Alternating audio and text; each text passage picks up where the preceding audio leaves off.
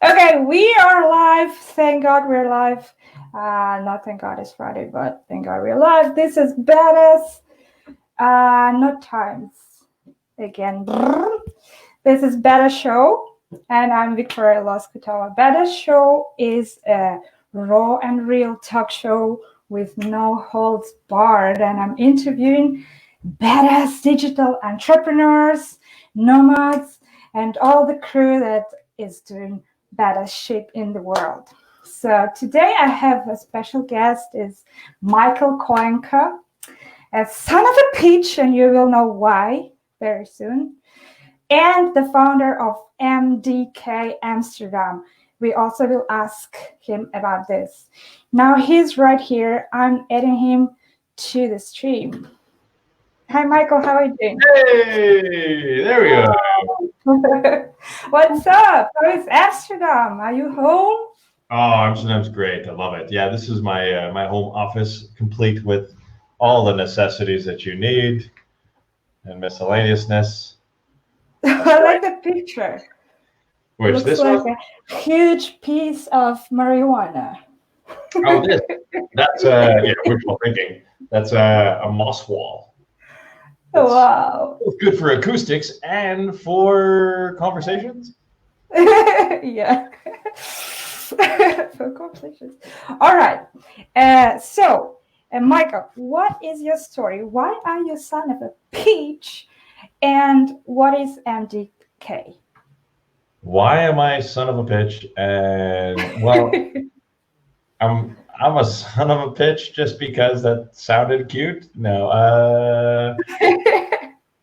I always push the boundaries of like what is supposed to be done. You know, like when everyone is going one way, I'm usually probably the idiot going the other way. But sometimes it works out. Uh, so, son of a bitch is my tongue-in-cheek name for my podcast that I publish awesome content.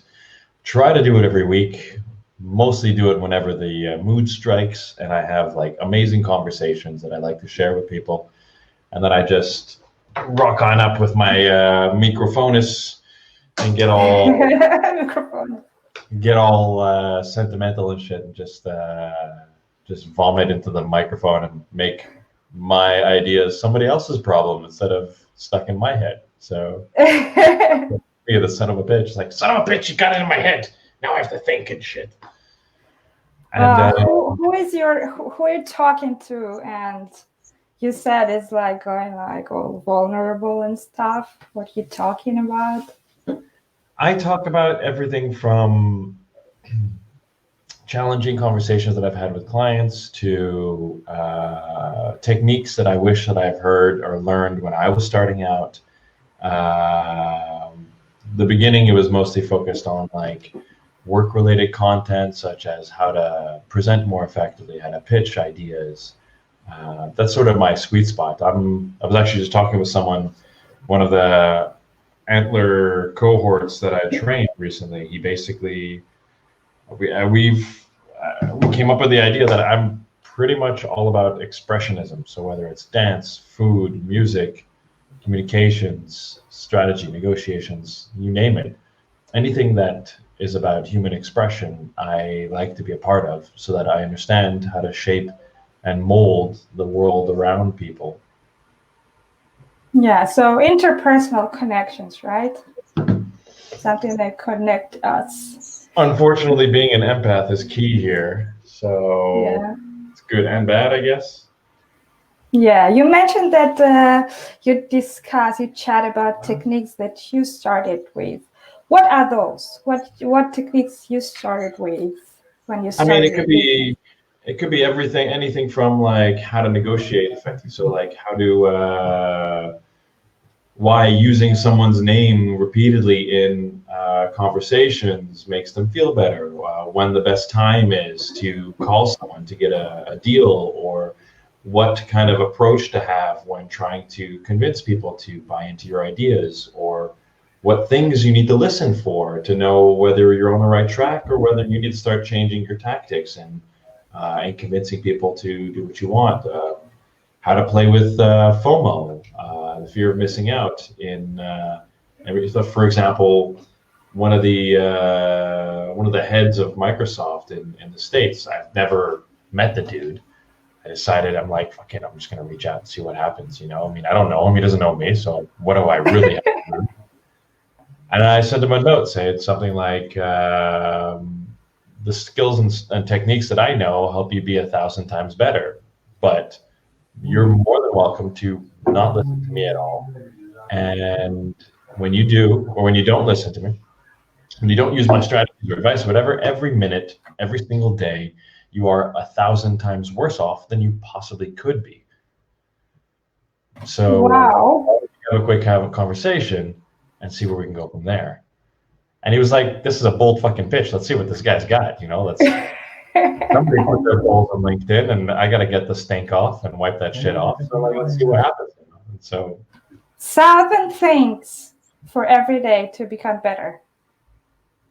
7 things to become better. 7. I've heard 1,000. I'm like, what the fuck? It's like you wake up and you start to like, okay, 1, 2, 3, 7, and you're dying by the end of the day. Okay, what are your 7 things that you trying to make yourself better with today, for example?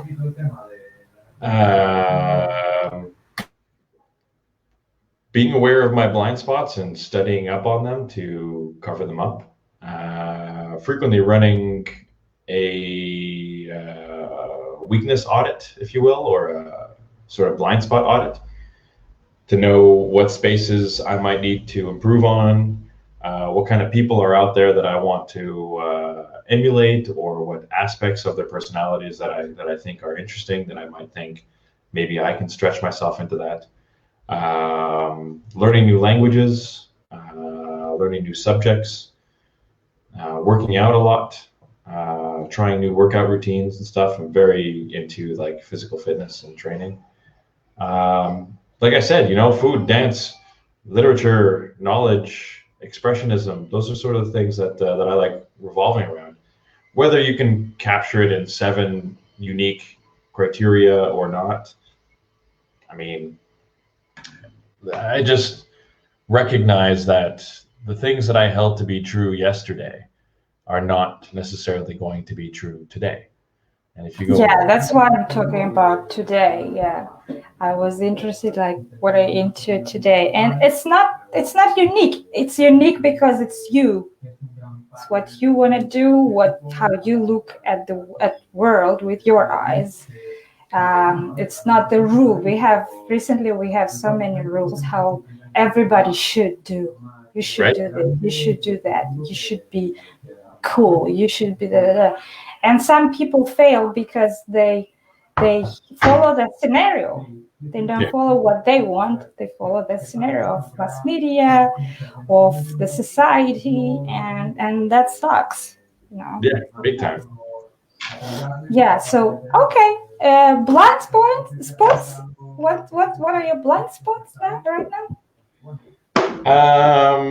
So I started off as a trade analyst, and my job was to be able to forecast long-term trade flows and understand how the markets will change.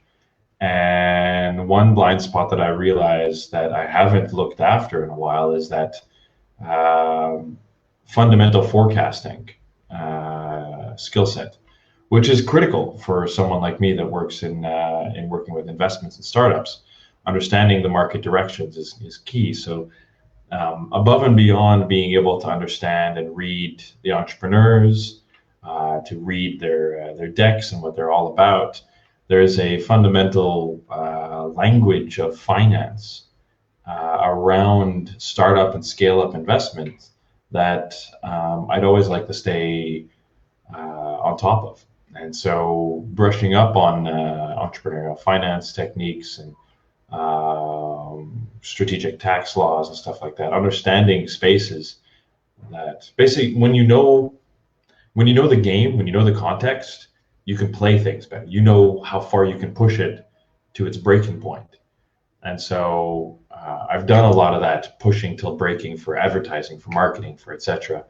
I've done a lot of shit stirring with startups and governments and stuff, and now I think it's time to start rocking around the investment world. And in order to do that, I have to know the lay of the land. The first rule in the art of war is to know the land and know the type of land that you're in. And so it's about studying the different topographies and getting a better handle on that language in order to communicate and to a certain extent also seem somewhat credible for some people that are really deep in there. Ultimately, it rests on like the people behind the figures in the company, etc. And that's where I'm really good at, being able to read and get people.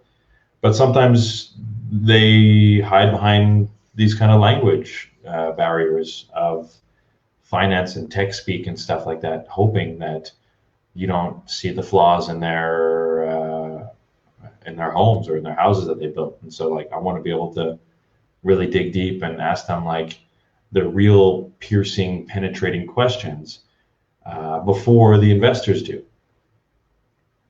So it's more for my client than it is for me. That's why you created MDK. Tell about MDK. How did you found it and why? MDK was founded because I realized that I don't necessarily play well with others in terms of like the corporate game. I'm good at jumping in and helping corporate leadership experts understand complex scenarios and then jumping out almost like a consigliere, you know, like they call me up, this is the challenge I'm having, how do I get out of it? And I'm like, this and this and this, and you're done. But I've never been one to necessarily thrive in that politicking. You have to send Susan an email and then Jamie an email and then Karen has to approve it and HR has to get the budget and all this. I'm just like, can we just get shit done? Can we just do things? So that attitude doesn't always work well in those sort of situations. So I started MDK because I realized, you know, I got tired of, you know, job hunting, got tired of the start-stop of the job world or being told that I was overqualified for the role. I knew I was overqualified for the role. Like, that's the whole point of applying for a job, is that I know I can do it really well. So the point is, I was like, you know what, fuck it. I'm going to start my own company. I'm going to just go after the companies that I want to work with. And my first job afterwards was working with like the number 2 advertising agency in the world, JWT International, and spreading stuff from there. And then from there, it led into, you know, startup shops, and I was a strategy exec for an ad agency here and there, and one thing led to another, and then built into the mini empire that it is right now. But I started it because of a need, because I believed that there can be, and I still believe, it's also partly why I kind of got pissed off at marketing and advertising. Communications technology, marketing especially, sits at an intersection of funding, namely brands with money, and moving people. And I felt like brands would spend so much more, or advertising agencies would spend so much money into just making cool shit without actually connecting it with something meaningful, without using their powers of communications to influence and shape the way the world works. And I got kind of fed up with that. So I went into like the startup space where people were actually doing that stuff and found a niche. And now that you know how the advertisement works, don't you freak out when you see some kind of ad and you're like, son of a bitch, I don't know what you want from me and from all this poor people. Shut up. I mean, you know how it works, you know everything, all the mechanism, why and how it filmed, if it's a video and all the marketing stuff, and then, you know, like, I know everything about you. What's ironic is that the more you're in sales, the easier it is to sell to salespeople, because we recognize those kind of tricks. We're just like, oh yeah, you did that well, I'll give you money. Yeah, I know how tough that is. That's good. Like when the door-to-door people come to my door here and they're like, would you like to do that, whatever? I'm like, your pitch was shit. Come on. ring the bell again, do it again. Like I actually treat them like, you know, they're pitching at me kind of thing. But I never buy it because I'm just like, no, fuck this. This is like crap. Why am I going to do this? But no, the point is that it's really just about, I don't know. I just got frustrated. I was just completely flustered with the way the state of affairs. And like, I believe that we have the tools at our disposal to really mobilize and move large groups of people and to add real meaning into people's lives. And at that intersection of brands and advertising, I don't think it actually made sense. All right. Now back to I have a new thing in Better Show. So I have 7 questions behind me, which you can choose in any order you want. All right. So we unlock the stickers, and those are the questions you need to honestly answer. We have at about 18 minutes more max, so I think it's gonna be fine. 7 questions. 4. Let's go. 3 things. I know you're a father. Not only 1 kid. How many kids? 2 You kids. worked twice. Awesome. 3 things you will wish your kid or kids at the graduation ceremony. 3 things I would wish them. When they will graduate from the university.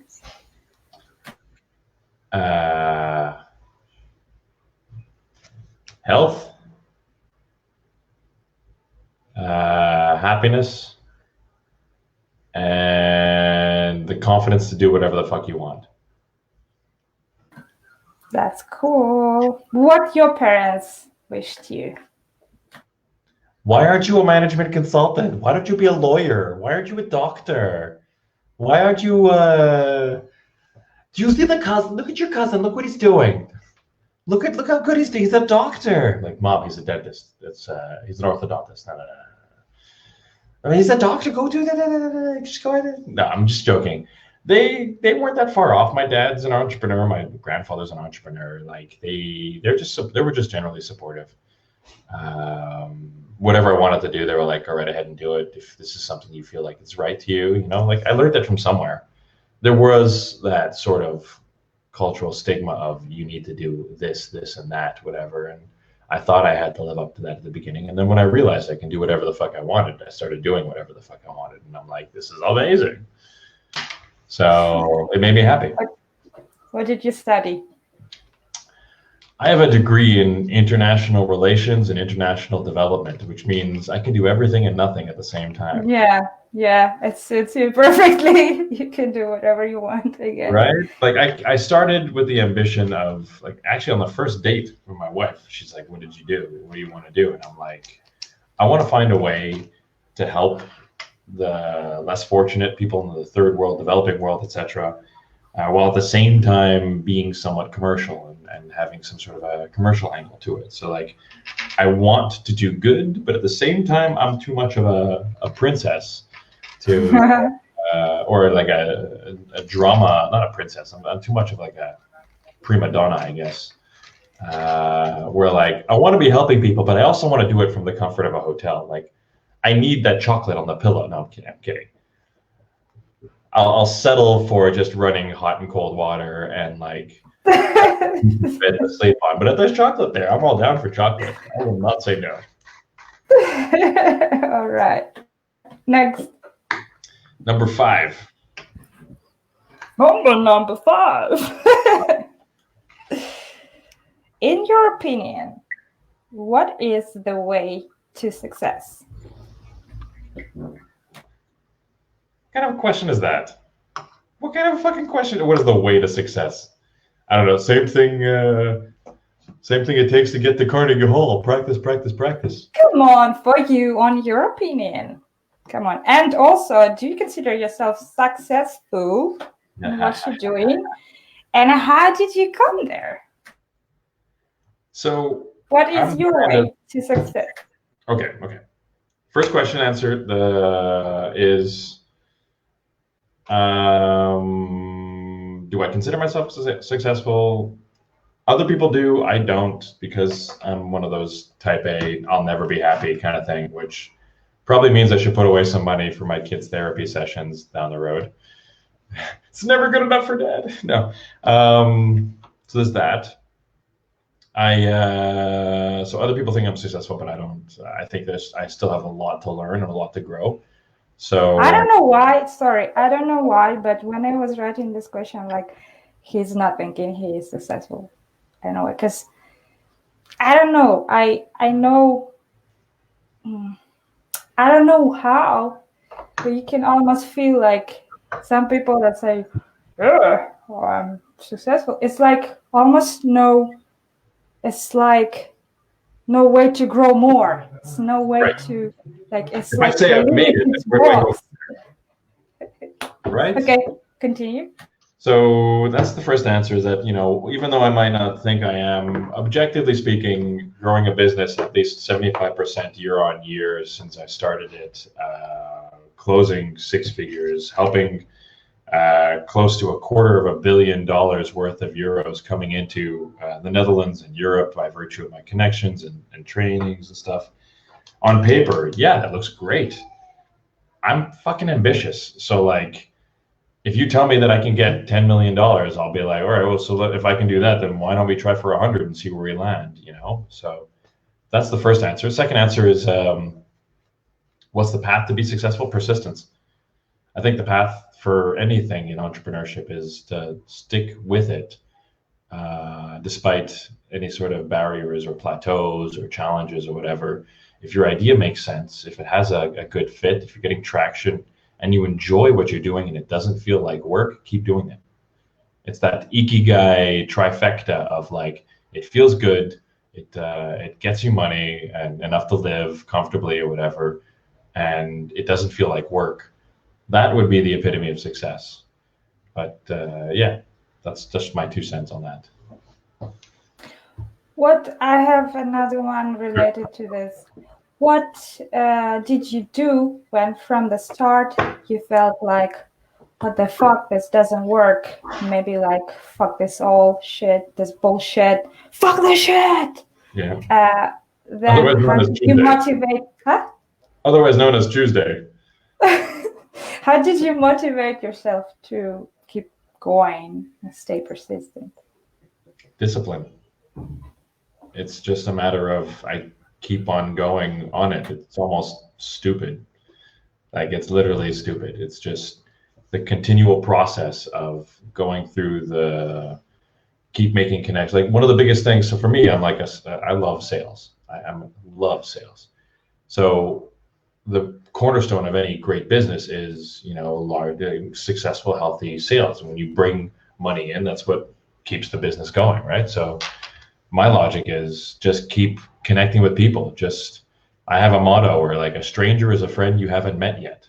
And just keeping on meeting on new people, finding ways to help them first, has built up enough entrepreneurial karma in the business world or whatever, such that eventually some gets back to me. And I'm just like, all right, thank you. I'll take some of that karma. But it's about persistence and giving. So giving back to people in ways that you wish you were helped, if you can help other people. It's about sending the elevator down and helping more people up, and that eventually relationships grow, positions change, people want to work with people they like.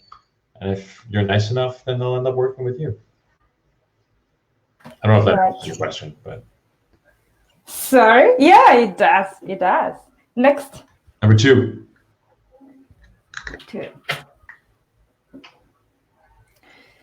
What was your eye-opening moment in life? Interesting you should ask. This was the subject of last week's Son of a Pitch episode, where I talked about Wolverine, Superman, and Magda. For more on the whole story, you can check out this Linktree link over here and learn more about it later. But subscribe to the podcast and be one of 3 happy subscribers. The aha moment was when this woman, and you can hear more of the story in the podcast and everything, but the short end of it is this woman had basically challenges presenting and speaking, almost to the point to where she would break out into hives and shake and she'd be an expert on avoiding presenting. And then after 2 days of training with me, or 2 days of the lab work or whatever, and then a couple hours sessions with me, she presented like amazing. She was in the top 3 afterwards.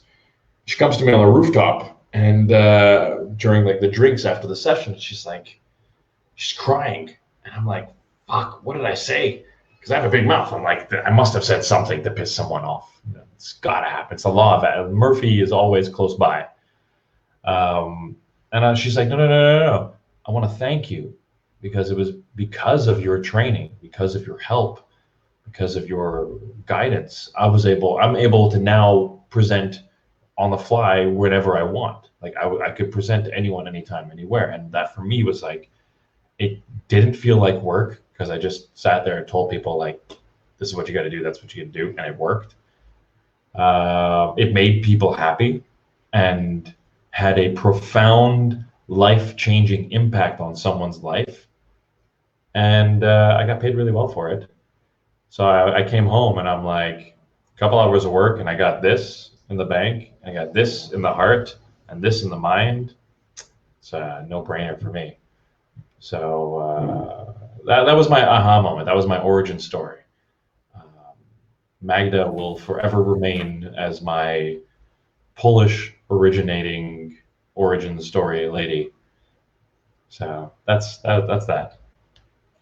What did you feel when she said that? Did you kind of like touch your heart? I'm so bad at taking compliments. Like, people give me compliments all the time and I fucking hate it. I'm just like, thank you.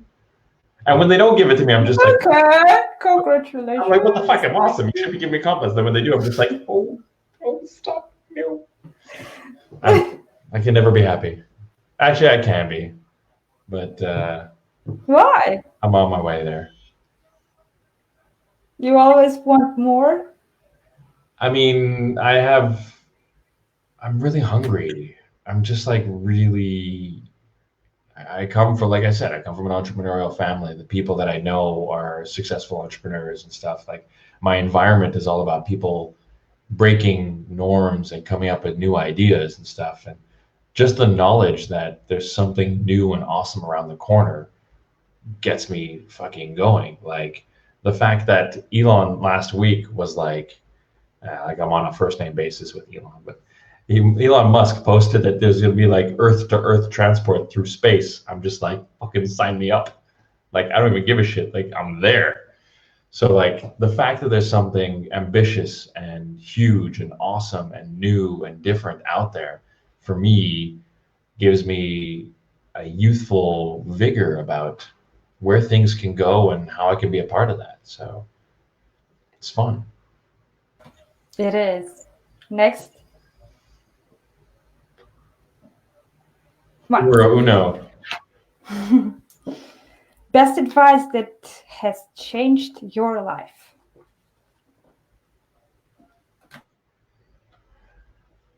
Do I have his book here? Derek Burney. For those of you that don't know this extremely obtuse man, Derek Burney helped negotiate the North American Free Trade Agreement. He was a professor of mine, and this man was like friends with all kinds of dignitaries and everything. He was like up there in terms of, experts and professionals in the poli-sci space. And I sat in his office after my master's course with him, and I told him what I wanted to do, that I wanted to have an impact on people's lives and see tangible results in how the world runs. And he's like, get the fuck out of politics. He's like, don't ever go into political science or politics, whatever. Go into the private sector. Go into more commercial sectors. You'll actually see real results happen. And that's shortly thereafter, I got a job at, Department of Foreign Affairs, and then realized he was right. And then after that, jumped into like Oliver Wyman and then the trade firm and stuff like that. So, I mean, his advice was inspirational because he had years, decades under his belt in the public sector. And for him to turn around and say, don't waste your time, you're too smart for the public sector, go into the private and do something, was like, I didn't even think he noticed me. It was like, he was like the hot girl in class, you know, like I didn't even think she saw me, you know. And he was just turned around. He's just like, yeah, you're one of the smarter kids in the class. Don't fucking do that. Don't go into the, I'm like, I am, you know. So anyway, so that was the advice that sort of changed my path and made me focus on more impactful, more tangible actions. All right, next. What do we have? We got 6. We have 3, 6, 7. All right, let's do 6. What do you suck at? And how are you improving?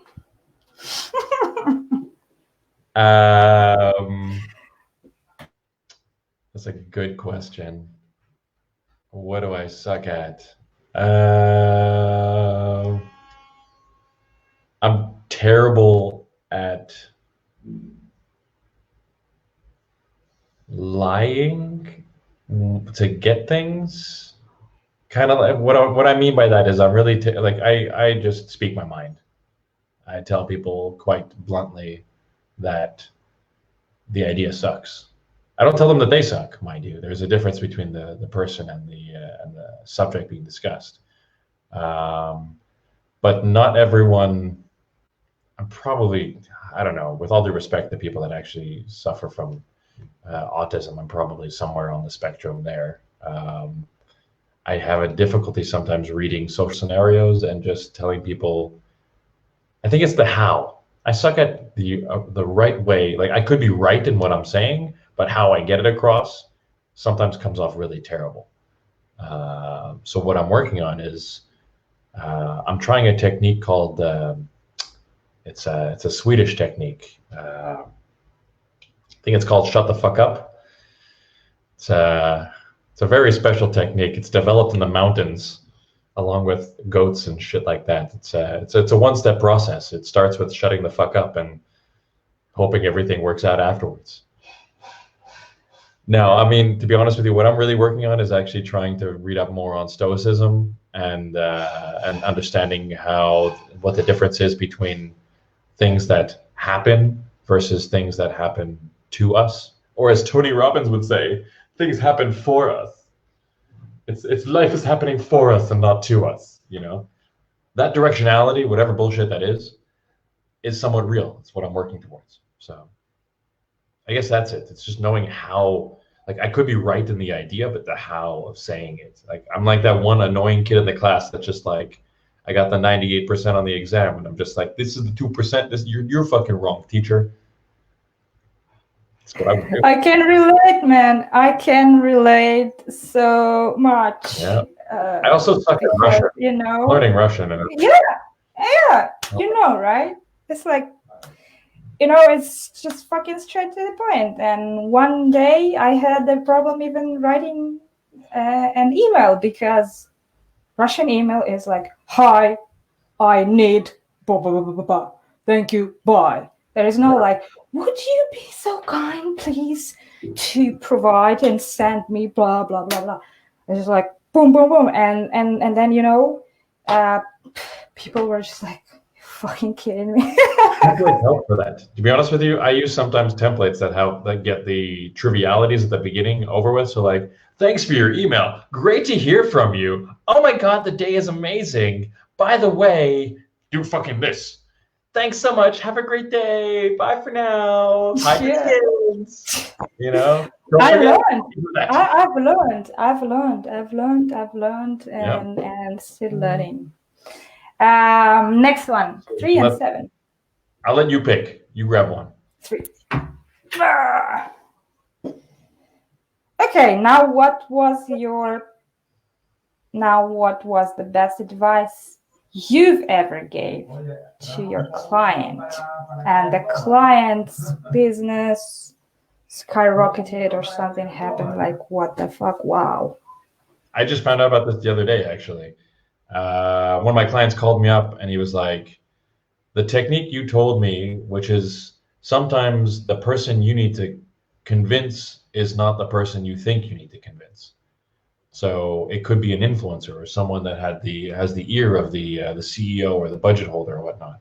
Going for the secondary target as a way to hit the primary target was a technique that I learned in strategies and negotiation stuff. And so I told him that, and he followed that. And he's like, as a result of your advice, year on year, my company is now closing 190 million euros more every year. That's like 60 million euros away from $250 million year on year. So in like 4 years, that's nearly €1 billion in profit or gains as a result of like one shitty piece of advice that he thought was amazing. So like, you know what? That's that little nugget worked out quite nicely. So come on, you know what I want to ask? What is the fucking small shitty advice? that was that. It was literally that, you know, when he was going for the budget holder. He thought the person that created the meeting that was running the whole thing was actually running the whole thing, when in reality it was their number two. The CEO in that particular instance was a figurehead, more of a PR leader, and the real decision maker was like the Department of Finance or the procurement office or whatever. And by winning them over, everything else became super easy. So that was the advice. It's like sometimes you have to read the room and study the key actors and know who influences whom, basically power dynamics, in order to tip the scales in your favor and get them to feel like, you know, your ideas are there. Is it about the leverage and the power between the team? Is it about the using people the right way? It could be. For the most part, in that particular case, like I'm not saying no, but in this particular instance, it was a matter of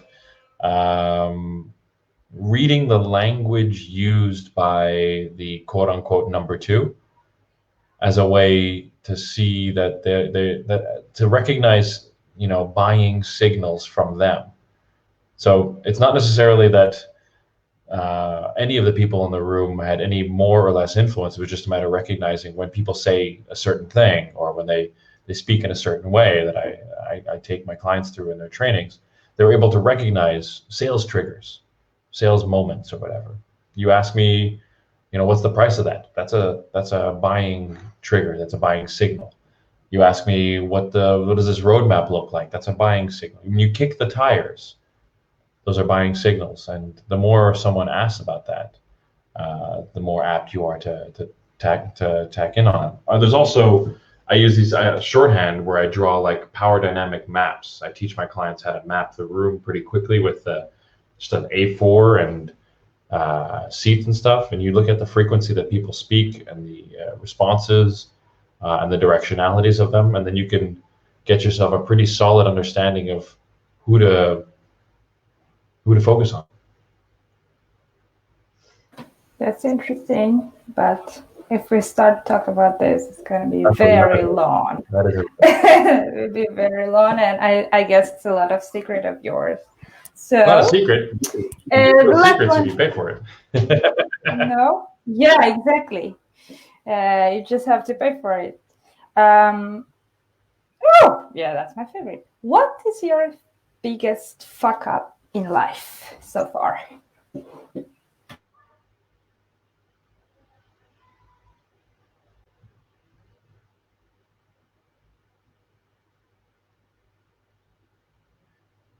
Biggest fuck up.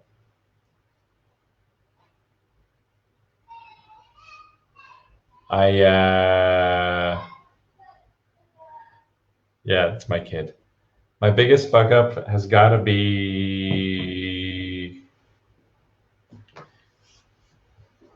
I think it relates to the shut the fuck up. There was a situation that happened years ago by this person that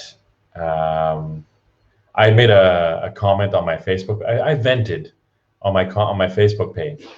That person was friends with someone who was in my Facebook circle, and they shared it with them, and then they went and started shit talking me to like my clients and tried to get clients taken away from me and started going on a real rampage. I wasn't right in what I said or how I said it. Maybe again the point or argument was, but the way I said it was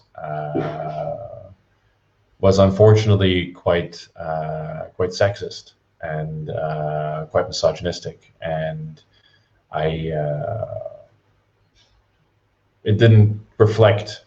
Like when I see it, when you say things, sometimes they just come out and everything, and then when other people tell you that this is how it could mean for them, I have to accept that and take it on board. And at that time, it was I didn't know myself well enough to really recognize and acknowledge my own emotions and express them independent of, like, express my understanding of the situation and my critique and comment on something independent of my emotions. So I guess my biggest fuck up was, again, not shutting the fuck up, not reading the room, and not understanding what the media channels really meant, like not leveraging them effectively. And that was my biggest fuck up. But to be honest with you, on the grand scheme of things, I hurt someone's feelings. I said things I shouldn't have said. It doesn't reflect who I am, what I believe in, or what my core essence is all about, nor what I want to teach my kids, which is even more important. But at the end of the day, all these small failings and failures and fuck ups and collisions with the boundaries of people's expectations and reality itself teach me how to be a better, stronger, more resilient entrepreneur, person, father, husband, son, friend. So while they may hurt and sting at the time, these fuck ups are essential in crafting the personality and persona that I am. So even though I don't have many regrets per se about what I said, I am sorry for hurting people's feelings. I still think that it was one of those necessary evils in forming my view of my take on interacting with people. And at the same time, I also tell a lot of my clients, I'm like, I fuck up so you don't have to. I have a big fucking mouth. So like, I say a lot of stupid shit and I push a lot of envelopes, and I know exactly how far you can push things. Like another client today I was speaking to, they're like, well, I'm going to ask for like a slightly lower budget, and maybe we'll make do and we'll do this or that. I'm like, you have nothing right now. Like, you can literally ask for everything. So ask for everything and let them come back to you, kind of thing. Like, just fucking try it. Because I was in the same place. I was like, I would presume what other people would want to hear and then shape the shit. No, fuck this. This is what I want. This is what I want to get. This is where I want to go, how I want to get there. You want to be there for the ride? Fine, come on down. You don't. Anyways, I digress. My biggest fuck ups are actually my biggest lessons. So while some of them might be huge and significant and completely go against the values that I believe in and stand in and want to teach my kids, they are informative and educative. And they show me that I still need to improve and grow and learn and be better than I was yesterday. So it's a catch-22. It's a huge fuck up, but it's also a huge learning opportunity. So, and I don't want to sound like a cliche either. I learned from my mistakes. But you're right. I mean, you're right. We learn like that. We make mistakes. We learn. We're not robots. Robots also fail. So yeah. So yeah. Now, last one. I don't know. It may be funny, maybe not. Have no idea. I saw in your stories you were talking about one word that nobody uses anymore, and you wonder why. I didn't Google it. I promise. I don't know. What is that? What is Scallywag?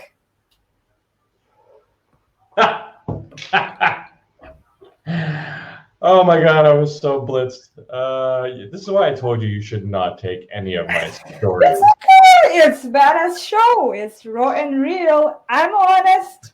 I don't know. Have no fucking idea. What is this? I mean, Uh-oh. Like, it just means, well, the definition here is scamp or reprobate. It's in other words, it sounded funny. I'll be honest with you, the word came to my mind. It was either that or shenanigans. You know, Okay. like Scallywag doesn't necessarily have the best. When I'm looking at the definition, it actually looks fucking terrible. To be honest with you. Oh, well, In the sometimes can history, you the term explain it like Scallywag referred to white Southerners who supported Reconstruction policies and efforts after the conclusion of the American Civil War. Like the similar term carpetbagger, the word has a long history of use as a slur in Southern partisan debates. It's about the North-South. It's calling someone a scallywag. The only reason why I mentioned it is because it sounded funny and it was like antiquated and people don't use it. It was a nod to Pulp Fiction. Like I so rarely get to use that word in a sentence, you know. And it was also sort of like I either was going to do the scallywag as just like an old 1940s reference, which, as we all know, 1940s is the epitome of everything PC and correct. And just my attempts to say stupid shit on stories. Like stories, if you're lucky enough to follow me on Instagram, the stories are literally the raw what the fuckery that comes out of this brain of mine. yeah, it is. So like if you want to follow me, you got a link tree over here, this fucking link over there. You're welcome to. I don't advise it. I actually tell you I just stay the fuck away from everything that comes. No, it's actually very funny and interesting. Seeing Michael walking around Amsterdam with how you call it? The kid is in Stroller. yeah, and he's like, I am father. I'm going here walking to you. I'm thinking, no, I'm gonna use this word scallywag, and you know all this. Gotta multitask. I'm all about the multitasking. All this Clearly philosophy paying attention to my and kid while doing a fucking story. Father of the year award right there. and all day-to-day philosophy, the shit that's going on in your head. You think about this, another guy can think about that. I think about that, and it's nice to see what's going on in someone's head. That's why Instagram is so good. I'm glad you're the one person that likes it. Thank It's you. funny. It's funny. Okay, let's wrap this shit up. We had enough time to discuss a lot of stuff. Woo! Thank you very much for being here. It was a nice conversation. I really Thank you for enjoyed having it. me. Yeah, you have a good day, and I'll see you around. Hope this shit will be over soon. You betcha. Spasiba. Пожалуйста. Guys, it was Badass Show. Thank you so much for watching me. Please follow Badass Empire and go check Badass Times out if you didn't yet. If you haven't yet, Badass Times is the first ever online publication for digital nomads, and we have a social media built in it, social network. So go register and post your stories. Yes, like on Medium. It's Facebook plus Medium, Vice style, not the New York Times.